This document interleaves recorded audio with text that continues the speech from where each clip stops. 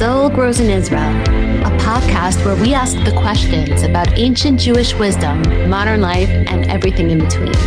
So let's ask, let's have fun, and let's grow together.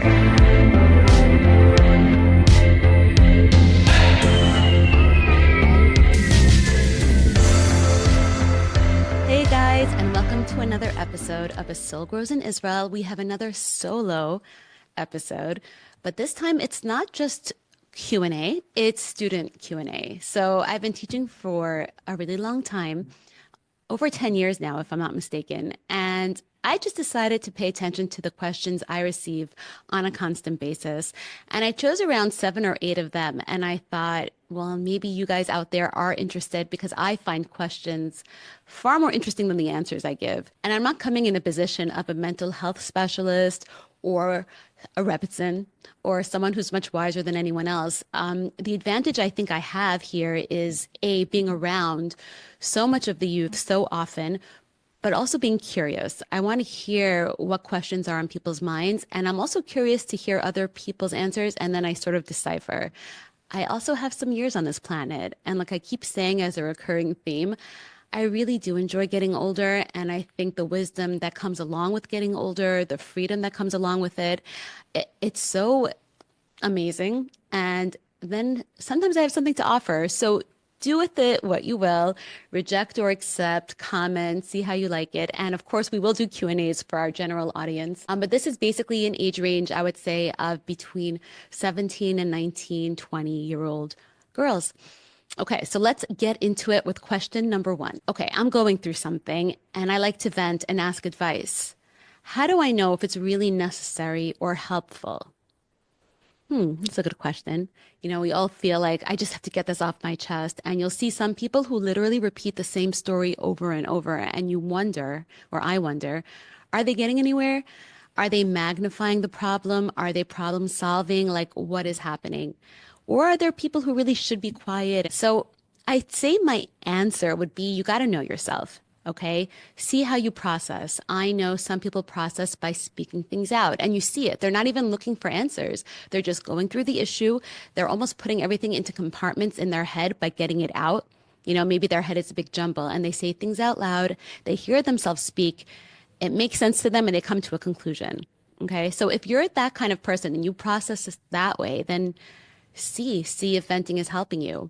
On the other hand, and I'll include myself in the second group of people, I'm sort of an internal processor. Like I will discuss what I went through after I've made sense of it. And then I'll just discuss it, maybe run it by someone. But as I'm working through it, I would probably be alone.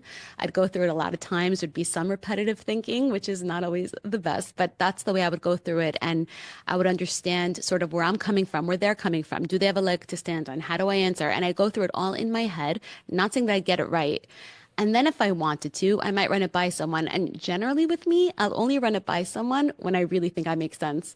But until I have it neatly in a bow, packaged well, I'm not sharing it with anyone. And that's just the way I work. So my first answer to you would be is find out how you work.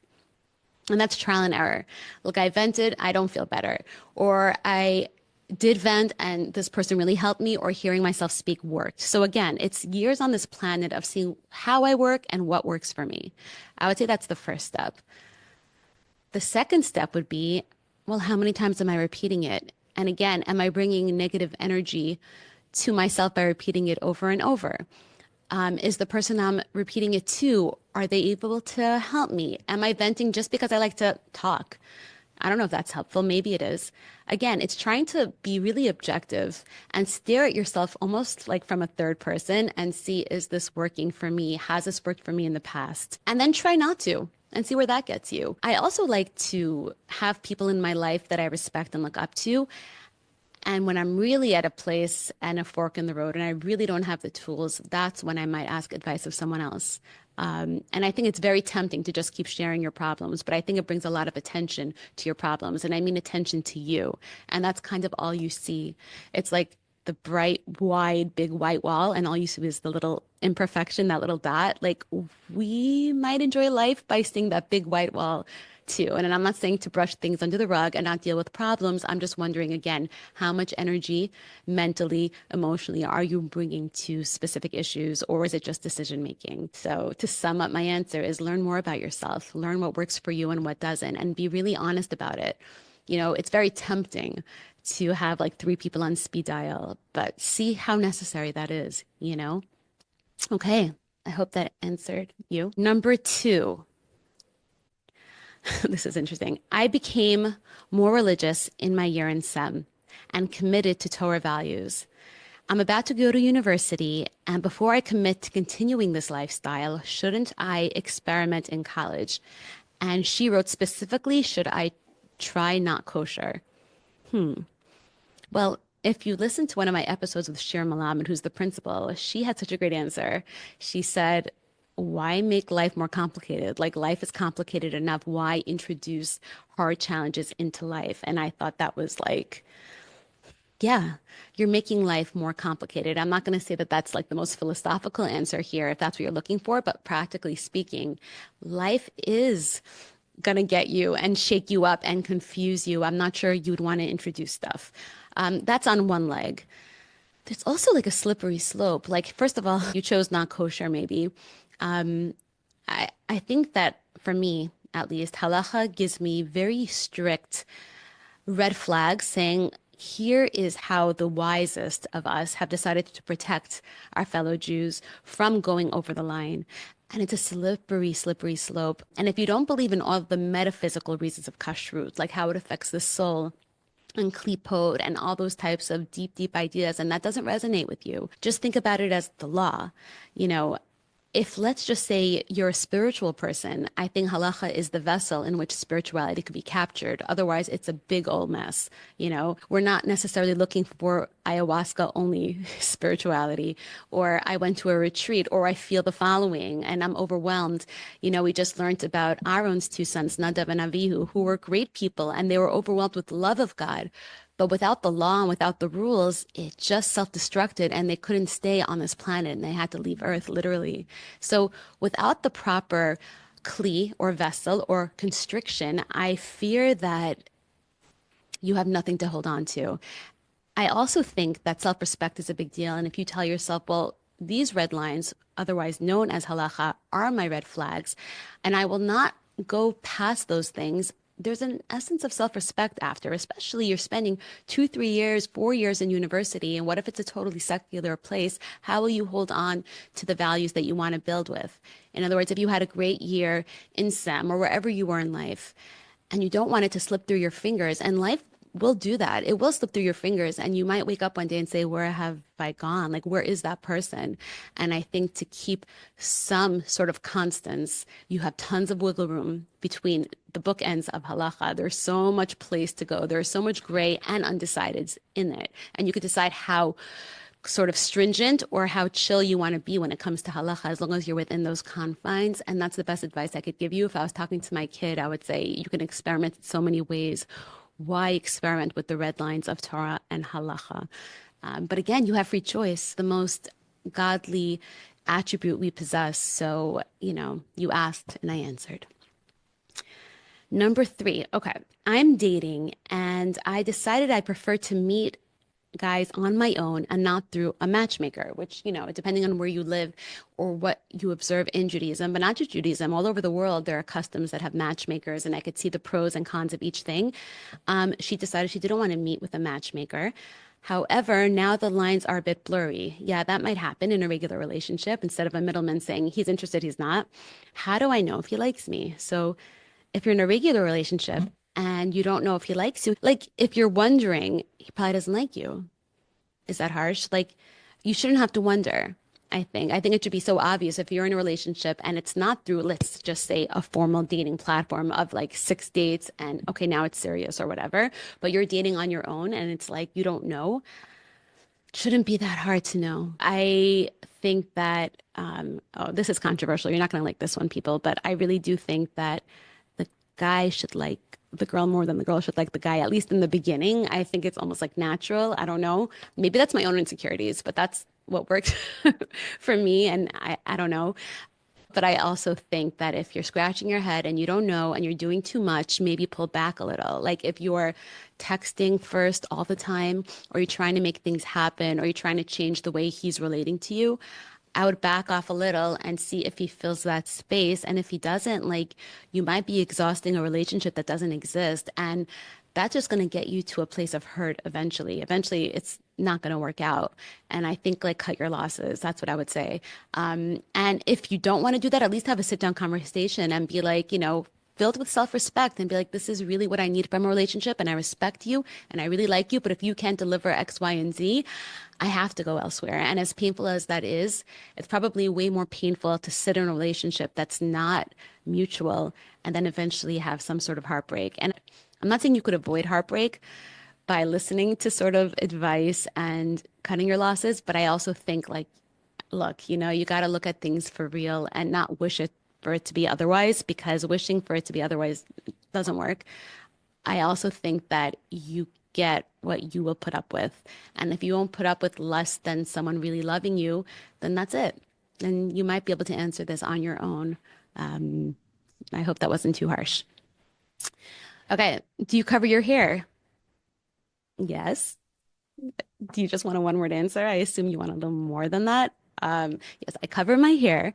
I came from a sort of a culture where everyone was covering their hair, but interestingly enough, my mom didn't cover her hair. So I really got married with the freedom to decide where I wanted to go with this. And my husband, like I had this conversation while we were engaged and even dating, and he was always like, you do what you want to do. And that's kind of been the religious tone, I think, in our marriage throughout. Like, I kind of decided on certain things, especially for myself and my own body and whatever.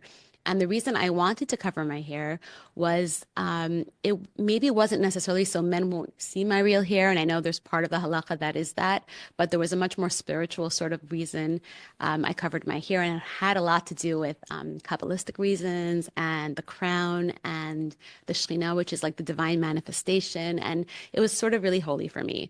With that said, I'm not the strictest. In other words, some people will not show any hair. And very often I'm wearing a kippah, which means a little bit of the front and some of the back. So I'm not necessarily the go-to person for the letter of the law in the strictest way. But in Israel, there's so much. I would say in Israel, they call it kvanim. There are so many ways to cover their hair. I see very observant people just having like a headband in their hair showing. I see people covering everything. I see kerchiefs and wigs and baseball caps and nothing. And everyone's sort of doing the best they can and choosing the best way that they can choose. So I urge you to maybe at least try and learn more about it. And I think knowledge is power. The more you learn about it, the more you really can make an honest choice and say, is this a lifestyle I want? In the most practical sense, and maybe not the most attractive way, but in the most practical sense, it also helped me to fit into a community where I would send my kids to a specific school with values I appreciated and maybe not be the only one in the school whose mom doesn't cover their hair. And again,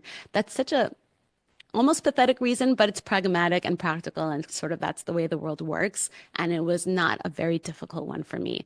I'll admit the first morning after my wedding, when I woke up, I put on that wig for the first time and I had a mini tantrum. I was like, it's itchy and it doesn't look good and I can't. And did I commit my whole life to this? And I was literally freaking out. And it got a lot easier. Wigs got a lot better and lighter and prettier. The Chabad minhag is that wigs are the ultimate. The Sephardic minhag are that kerchiefs are the ultimate. So you see how it's really a lot of gray, and I would say play with it.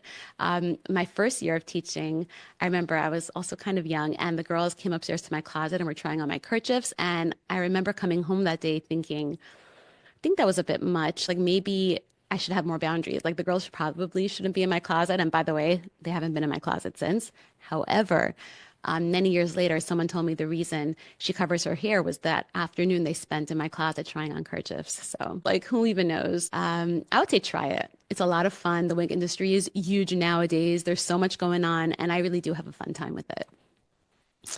Okay, should I make Aliyah now and move to Israel at 19 and single, or wait till later in life? I need more details. Okay, like what does your family feel? Like, are they supportive? If they're not supportive, it's a whole different question.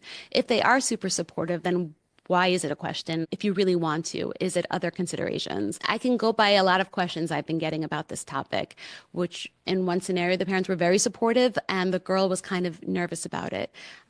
She already enrolled in university in the States, but now she was like, wait, I really want to go to IDC here in Israel and live a life in Israel. However, and I could see how that's this huge fork in the road, and you feel like this is going to determine the rest of your life.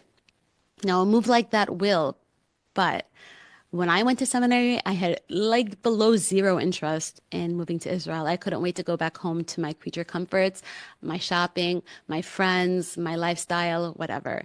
And when I was dating, I never brought it up. And it took me 13 years, right? It took me till 2010 to move to Israel. Okay. And it was just 3 years of really, really, really wanting it. So I don't know if there are any rules. It's not like 19 or nothing. Like if you really, really want to do something and the timing isn't right, I think that it's time to respect it. Okay, like obviously, if you're living somewhere, I don't know, in Belgium and there are Muslims like banging down your doors, like you might want to move and not think about timing. Maybe time's up. And who knows what happens in life. So I'm saying historically speaking, people did have to get up and run. And I hope no one ever has to run from Israel, please God. And this is the ultimate landing space for Jews everywhere. However, if it's not today and you want to keep that dream alive, like keep that dream alive. And I don't know that you should feel guilty about going home and getting an education. And maybe you can tailor make your education to work as a degree in Israel or figure out what criteria you need here. So when you land, it's much easier. I didn't make Aliyah single. I made Aliyah with my life partner, with my husband. And that was kind of a game changer. I had someone to like hold my hand and I could hold his and we could complain to each other or not complain to each other. In my case, I was scared to complain because it was my idea. I complained later though. It's fine. And it was the best, one of the best decisions literally I ever made was moving here. So of course I recommend it. And we don't run around saying, rah, rah, everyone move to Israel and SEM. I don't think any teacher says that. I believe that it's the best life, but not everything is for everyone. So don't feel guilty and learn to listen to your intuition. You know, it's telling. And again, if you want something, keep that hope alive. You can move. You can move, and it might just not be right now. But if it's something you really want and you don't have much pushback, then why not? You know, I would just prefer you move at the right time versus, God forbid, moving and it not working out and leaving, because then moving a second time, I think it's a much bigger hurdle. And you hear this a lot from Israelis who have left. You know, a lot of them make it back home and a lot of them don't. So I would say like timing is a big deal and don't let the dream die just because you're not here yet. Like keep it alive, keep your education focused there.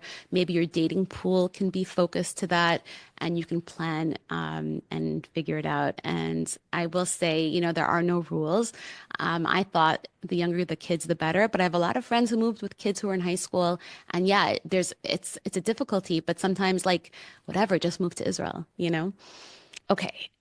Oh, this is an interesting one. Is there a specific time you noticed a shift in your life or you noticed growth?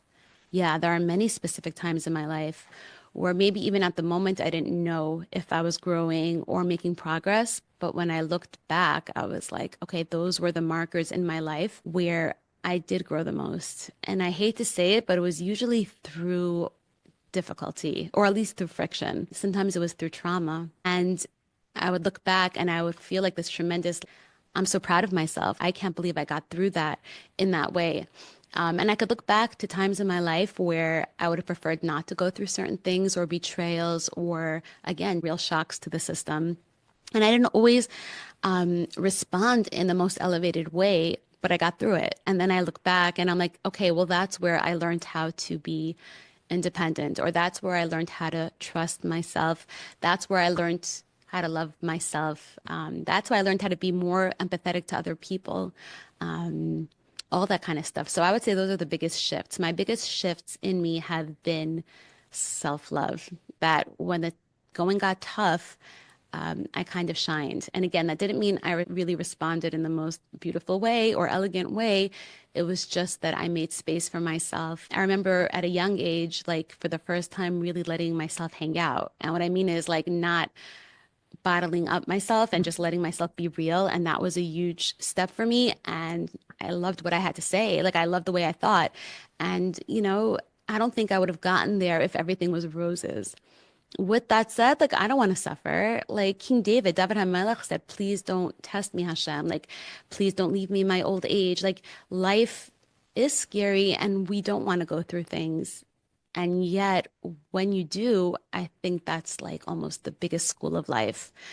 One of my most personal prayers are always like, God, I want to learn to be XYZ, maybe wiser or more balanced, but can it be through this shefa, which is this overabundance of kindness, and not through din, which is a constriction. But Hashem does love din and rachamim. Like we know that, like Rosh Hashanah, the new year, is all about Yom HaDin, and we're coronating God as king. So there is an essence of din, and I mentioned halacha before as a kindness. It's like when you give your kids rules so that they can be better people, or you don't spoil them so you don't ruin them. Like those things are kindness, but it doesn't feel that way. And so again, we don't want to go through stuff. And yet in the world we live in at the present moment, sometimes going through stuff as a people or as individuals is what brings out our best. By the time this airs, Yom HaAtzmaut will have come and gone, the Israeli Independence Day, but we're like right there now. I feel since this collective real punch in the gut of October 7th, that was almost 2 years ago, the Yom HaAtzmaut's going to be like last year. It's just huge and celebratory, and the streets are filled with unity. Don't believe what you read, okay? The people are cool. You got Haredim and secular and Sephardic, and everyone's just like really chill and caring for one another. I've had so many experiences where strangers have been there for me, and I'm a foreigner and I'm not. I'm like totally at home. So the unity is there because maybe we went through something. I don't know. But I hope we can hold on to it. Just like when I went through hard things, like the wisdom and the light literally was right there. Like I hope I could hold on to that and not have to sort of be shaken back up with whatever's uncomfortable at the moment. Because I think life really is about learning to be kinder and learning to understand ourselves and the world around us just a little bit more without arrogance. And we lean towards arrogance when everything is great. And I'm just hoping we don't. I want to take life and its gifts and treat it with grace. That's one of my deepest wishes for myself, really, and the world. So maybe it just starts with one person. Maybe it starts with me right now, and I don't have to worry about the whole world. And maybe I get to be on that level because I'm not at that level right now. But I'm trying, and we're all just trying. How do you always smile? Girl, I don't always smile. I don't always. You know what, though? It's weird. During Corona, when we had to wear those dreadful masks, I remember realizing I was smiling underneath the mask, and it was like, no one can see you. Like, why are you smiling? And I was like, no, it feels good. Like, I am more of a smiley person, but not always smiling. I wouldn't trust myself if I was always smiling. That's just inauthentic. I wouldn't trust anyone with like a smile on their face all the time. Sometimes I'm just like really fish-eyed, and that's where I'm at. Sometimes I'm annoyed. Sometimes I'm angry. I do sort of lean naturally towards maybe optimism and happiness, but no one's always happy at all. Also, when I'm recording, I'm not in a bad mood. I mean, do you guys want to see someone on your screen who's like down in the dumps? Negativity is contagious. Like I would not subject my listeners to that. We have to deal with that enough in our lives. So I don't always smile. I'm not always happy, but naturally I would say that I do like to smile. I do. I don't even love my smile when I see it in pictures, but whatever. It's happy. Mm. How can I be less shy? Why would you want to be less shy? Unless it's really like a hindrance maybe in your life. Is that what you mean? Because quiet people have a lot to say. When a quiet person speaks, I'm always like, wait, like listening more as opposed to the loud person who I've heard so many times. I actually catch myself sometimes at Shabbos tables, like when I'm speaking too much, no one's interested. So I have to catch myself and be like, give yourself 10 minutes because you might have something important to say and no one's going to listen if you keep blabbering, especially at my own Shabbos table. Like I've got almost no customers as it is. Everyone's too, I guess, used to me. I like shy people. I really do. Yeah. If it's getting in the way of life, I would say first I would work on accepting my quietness before I wouldn't try to fight it. So the first thing I might do is like appreciate the fact that again, maybe an introvert, which by the way, I'm for sure an introvert. I do love alone time and it does fill me with energy. So first, like appreciate that about yourself and be thankful because really God created you perfectly imperfect, but it's perfect for your life. And I'm not saying not to try to balance it. We can balance our natural traits to a point, but you can never push it. You're never going to be the life of the party if you're a naturally shy person. And God's got enough lives at the party and God's got enough shy people in this universe. I would not change who I was, that's for sure. And with that said, how would I learn to balance it? And I would find out, am I being shy from a healthy place?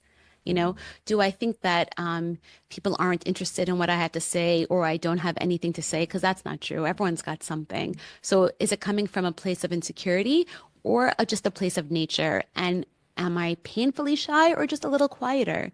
And if I'm painfully shy, I would maybe work on speaking up just a few more words at a time, slowly, and not fighting it. And if it doesn't feel right, then just forget it. And you never know, it might be the shyness that you need and your kids will need from you and your spouse will need from you to exactly fill the void in the world that your creation came to fill. Because if you really believe this world is like a jigsaw puzzle and everyone's talents and natures and uniqueness come to fill the whole, then if you change it too much, then, like the famous Rav Zusha saying, he said, like after 120, no one's going to say, why weren't you Moses? Why weren't you Moshe Rabbeinu? They're going to say, why weren't you the Rav Zusha? Like you're the refinement of who you are, the balance of who you are, the most elevated state for you in your unique way. So if you're comparing your behavior to other people's, I'm not sure that's the best way to go about it. But if you're comparing yourself to maybe a self that you think you could grow into that's also authentic to you, then yeah, I'm sure there are tons of self-help books and how-tos, and I'd also be careful with what I buy. I've bought different kinds of books over the years that are just like no, either it was so elementary and like patronizing, or it so didn't speak to the life I was because every author is using their own tone and voice. And even mental health professionals, if that's the route you want to go, if for any of you guys, it would be a lot of chemistry for me more than credentials. Like, does this person get me? Are they on my wavelength? And that occurs a lot. And you never know. You might marry someone who's super boisterous and it might be a really nice balance in it. Again, I wouldn't break who I was. I'll first appreciate it and then go from there. Like your style. Thank you. Where do you shop? Ah, First of all, the more years again that I'm alive, the more my taste becomes a bit more curated and I learn what works for me, what trends work for me and what doesn't. I am definitely not a style icon in any way. There are stores that I know that I enjoy. So again, I live in Israel, so my repertoire of shopping is a bit narrower, but I do go to the States. I would say a lot, maybe a lot, twice, 3 times a year, sometimes only once a year. There was an anthropology in Israel that closed down during Corona, and I literally had a nightmare that I was walking around and all the mannequins were like undressed and there were a bunch, like it was just such a scary dream because I really like that store. Yeah, there's quirky stuff there, but there's also very classic styles. They have all these different independent designers. I like shopping online a lot. There's obviously the H&M Zara route here in Israel. There are some really cool stores here locally where I live.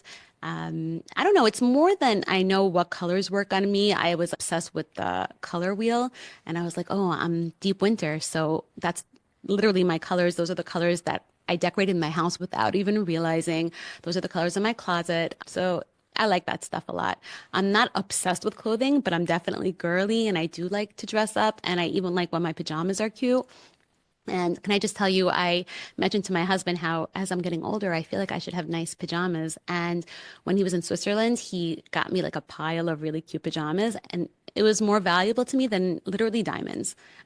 No, seriously, I have like now palm trees and sets, and I feel like a person when I go to sleep at night. And I feel like, I'm older. Like, yes. So whatever works for you. And if you're not into clothing, can I just say, like, I come from a family where clothing was never a thing, and there's a lot of just oversized t-shirts and sweatpants. And again, embrace who you are. If you like clothing, go for it. If you're not interested, like, why? If shopping's a torture, just have someone else help you out or don't bother. But everything, again, in its right format, because I can see shopping being an addiction and an escape, and that's not healthy. And I could see shopping really lifting my day and making me feel nice. And so, again, everything in its right dose from a healthy place. And when things aren't in a healthy space, that's when, instead of getting down on yourself, again, that's when I get curious about things like, why am I running away and I don't know, compulsively online shopping?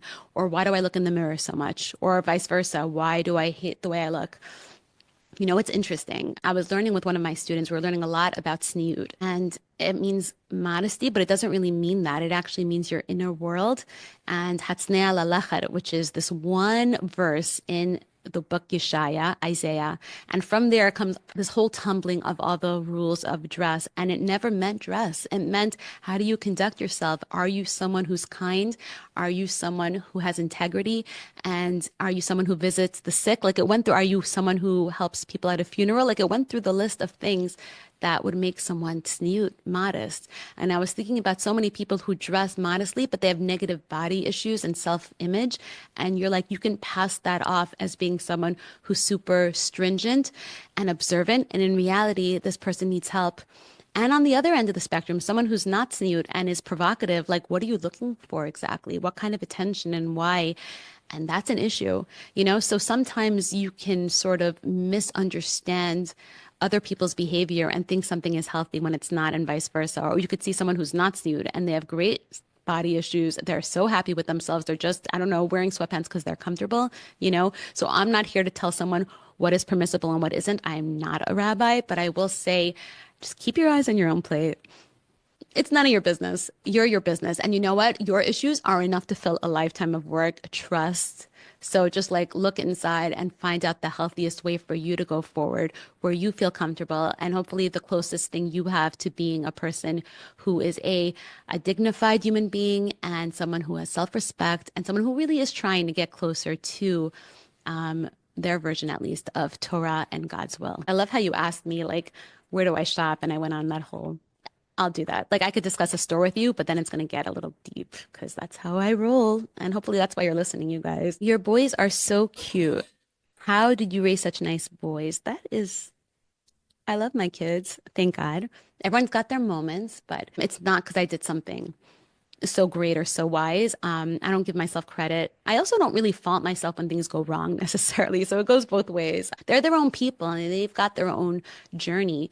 The best advice I ever got about child raising was actually something that the Chafetz Chaim said. He said, prayer and shalom bayit. And I think everything else is you just spinning your wheels. You know, I think prayer, obviously, because it's really ultimately so little is in your control. And that really helps. And also, I think prayer for me is also self-exploration. Like very often my mind has quiet when I'm praying.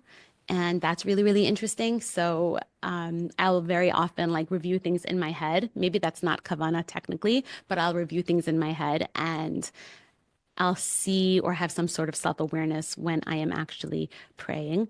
I know what I should do and, oh, I should apologize to this one. So prayer, not only is it that I'm hoping for something better and I'm asking God for something better, but for me, it's also like a pause. The Shalom Bayit is also role modeling. You know, like if you want your kids to, respect you, respect their dad, like, and have him be kind to you. Because I think the cracks in a marriage is sometimes where ugly behavior comes in. And I can say that confidently growing up in a place where my parents were divorced. Okay, they weren't living together, fighting, but they were divorced. There was discord, there was friction. And my respect for my parents it just wasn't as high as if I saw two people really holding each other in a high esteem. It's just the way it is. You know, you start to see the faults and the ugly, and you can either verbalize that to your parents, God forbid, or not, but you feel it. And if you have a spouse that's treating you really well, and even though you have disagreements, it doesn't maybe go below the belt, or if you're having disagreements, it's not in front of them. I think that the kids, they just respect how you're handling life, how you deal with conflict, and they're learning from you not only how to treat you, but they're learning from you how to navigate through life in their own way. They're going to do it their own way, and they're going to make mistakes, and kids will rebel and all that stuff. But I think we're looking for quality human beings, and I do think that comes from role modeling good behavior. Easier said than done. So I don't know if, what your plans are out there. And if you're not a parent, it's probably like whatever, just like maybe hold on to this little tidbit for later. But I would say like invest a lot in your relationship. And I think the payoff is generational. You know, people talk about generational trauma. What about generational respect? And it's also self-respect. If a child feels safe, and I can't think of a safer feeling than knowing that your parents are in love. I think that's a safe feeling. And if your kids feel safe, I feel like they really get to blossom and, express themselves freely and safely and also be confident and be less victim to peer pressure and to what people think of them and all that stuff. I think the inner world becomes stronger. That's also Hatsneya, the inner world. The stronger the inner world, the weaker the temptations I think on the outer world are. But again, we're human and it's going to get messy and people are going to get into, I don't know, puberty and stuff and friends. And again, that's where prayer comes in. Where my control ends, God really does fill in. Yeah. I do love my kids though, like a lot. Maybe that helps too. Like really like the people you're around, raise people that you like. Those are words from Jordan Peterson. Like the people you're raising. Because if you don't want to hang out with them, I don't know what necessarily to tell you. I don't know who's going to want to hang out with them. Yeah, we want to fill the world with good people for sure. The last question for today. What book or Sfarim would you recommend we buy when we get home? So this is for girls again who finish the school year in June, and a lot of them are going to universities with a Hillel or Chabad campus. A lot of girls are staying in Israel, and a lot of girls are going someplace where there's not much Judaism at all. So I would take my book recommendations very seriously. I also know that there's like a plethora of books that people are recommending. And so I'm going to recommend books that don't require a sit down read. They're books that you can have for life and read a page a month, or right before you go to bed every night, read like a paragraph, or revisit when you want and have all the bookmarks and doggy ears and whatever. Those are my favorite kinds of svarim to have. It's not a fiction novel, Jewish Meditation by Rev Aryeh Kaplan. It's just practical tools if you want to practice meditation. And again, I've had that book for probably also over 11, 12, 13 years, and I'm maybe a third way through. I read very little of it and I reread each page almost. It's deep, it's very elevated. It's not just for a light reading. So and even when I see the title of the book, sometimes it just like snaps me into something that I want to practice more of. So that's one thing. I love bringing heaven down to earth. Those are a collection of the Lubavitch Rebbe's sayings, but it's written in a poetic, meditative way. You notice a theme here, meditation, meditative. I guess that's kind of one of my love languages when it comes to Torah, but it's written by Rav Freeman, not Friedman, Freeman. I've heard him speak once. Very deep thinker. I love the way he thinks, and he talks about his journey to the Rebbe, and then he talks about the Rebbe's response and the call to humanity. And every chapter is titled like light or unity, and it's just like 4 lines on each piece of paper. And I just love going to it, and I've actually brought it to class a bunch of times. Another book is, I think it came out recently, Meditations on Prayer, and it just goes through different parts of Shmona Esrei, and there are a few poems. There are quite a number of poems in there, actually, and it's also just like a really nice thought book. I like a lot of Rabbi Tatz, actually. World Mask, Letters to a Buddhist Jew really helped me in my 20s. I love that book. It was between a guy who is Jewish but Buddhist, and his wife wants to get closer to Torah, and he is completely disinterested. He's living in California. He only found spirituality in Buddhism, not in what he calls archaic Judaism. And he writes letters to Rabbi Tatz, and it's their pen pal relationship back and forth. Spoiler alert, he becomes a rabbi. I would love to discuss that book one day on here. It really helped me a lot when I was going through my yoga certification and all that stuff to sort of find everything in my backyard, which it really is Torah. So those would be like just off the bat some of the books I like most. All right, guys, we're going to wrap it up. But again, I will do general Q&As with you guys, the listeners. I'd love to do student Q&As maybe, I don't know, twice a year because I love to know what are they thinking. And I am such a fan of the Jewish Gen Zers, maybe because I'm a mom of them and a teacher of them, but I get to really see how they work. They are not cowering Jews. They are proud. And I love this generation. I really do. And yeah, there's a bunch of stuff, like I could sit here and focus on the things the generation got wrong. And when we were younger, we did this right. You know what, though? We didn't have smartphones when we were younger, and we didn't have internet when we were younger. I wasn't present. I'm sorry, I hate to say it, I wasn't. Like, I'm sure there are way more dangers with technology today, but there are way more advantages too. It kind of depends on which side of the coin you want to focus on. And as I said before, I'm smiling because I might be an optimist. So I don't think I'm dumb. I don't think I'm naive. I just prefer to look at the world this way. Oh, one more book I want to recommend. This is not a Jewish book. I love this book. It's called Humankind. It's a big one. It's also an easy read, and it's a scientific sort of proof of the good of humanity, how humanity is really inherently good, and it does explain all the atrocities. And I found it to be amazing, and maybe it just supports the way I see the world. But yeah, try it out. I know some skeptics who liked it too, so fair. Anyway, guys, if you liked what you heard, please spread the word, tell your friends, like, subscribe, drop comments, comment on Instagram. Like, I want your feedback. I appreciate your feedback and enjoy, you guys. Have a great day, and thank you for listening.